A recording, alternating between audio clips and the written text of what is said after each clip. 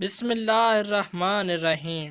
دوستو، مور خوبصورتی میں اپنی ایک منفرد پہچان رکھتا ہے۔ یہ جانوروں میں ایک خوبصورت تصور کیا جاتا ہے۔ یہ پہلے جنت میں ہی رہتا تھا، لیکن بعد میں اس نے ایک ایسی خطا کر دی کہ اللہ نے ناراضگی کے سبب اسے جنت سے باہر زمین پر بھیج دیا۔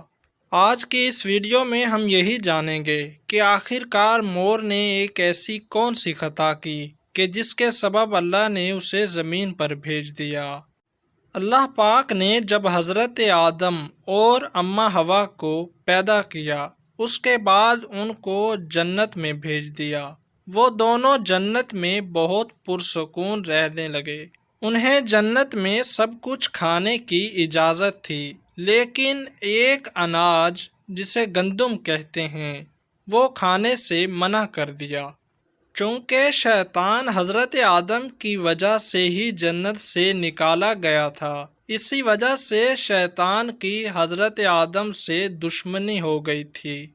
وہ چاہتا تھا کہ کسی بھی طرح حضرت آدم اور اماں حوا کو جنت سے نکال دیا جائے۔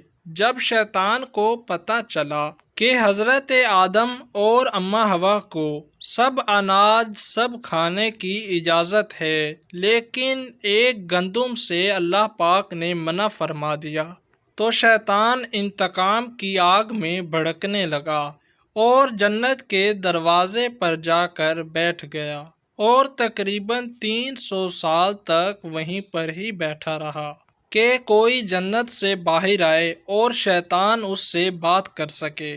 ایک دن اچانک سے مور جنت سے باہر آ گیا۔ شیطان اسے دیکھتے ہی بہت خوش ہوا اور اس کے پاس آ کر بات چیت کرنے لگا۔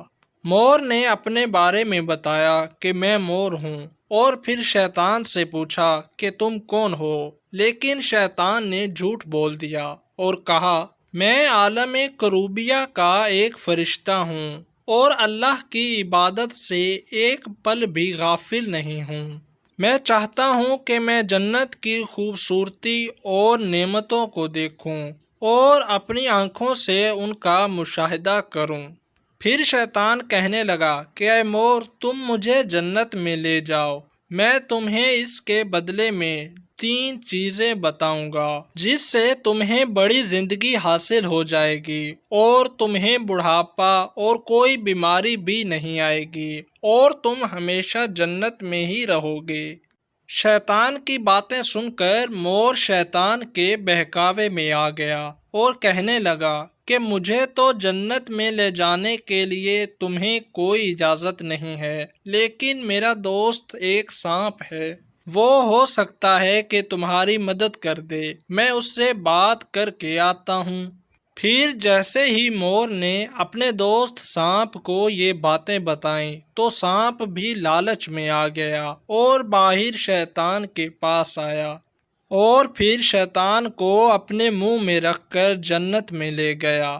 جنت کے محافظوں کو شیطان کی اس چال کا پتہ تھا، اور جیسے ہی شیطان جنت میں گیا تو وہ محافظ سبھی مل کر شیطان کو باہر نکالنے لگے، لیکن اللہ نے محافظوں کو شیطان کو باہر نکالنے سے روک دیا، اور شاید یہی اللہ کا حضرت آدم سے امتحان لینا تھا۔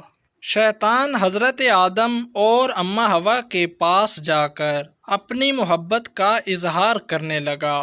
وہ دونوں ہی شیطان کو پہچان نہ سکے، کیونکہ ماضی کی بنسبت شیطان کی شکل تبدیل ہو چکی تھی۔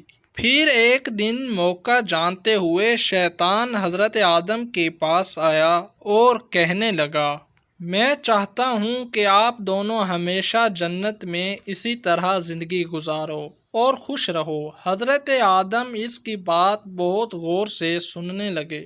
شیطان نے کہا اگر آپ میری بات مان جائیں تو آپ کو جنت کی اور بھی تمام سہولتیں ملیں گی۔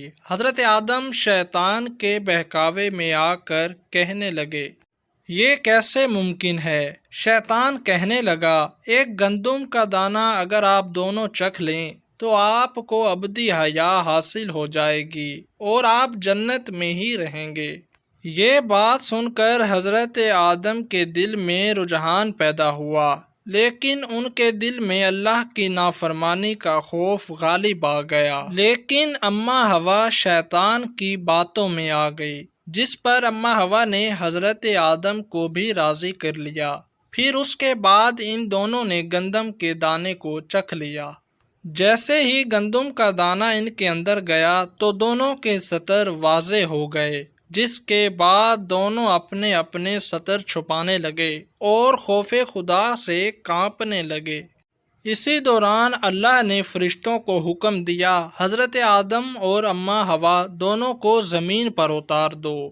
آدم کو سری لنکا کی زمین پر اتار دیا گیا، جبکہ اماں حوا کو جدہ کی زمین پر اتارا گیا۔ جنت میں سانپ کی اونٹ کے قد جتنی بڑی بڑی ٹانگیں تھیں، اور اللہ نے ناراضگی کے سبب سانپ سے وہ ٹانگیں چھین لیں اور سانپ کے منہ سے نکلتی خوشبو کو ہمیشہ کے لیے نکال دیا اور اس کے منہ میں زہر بھر دیا۔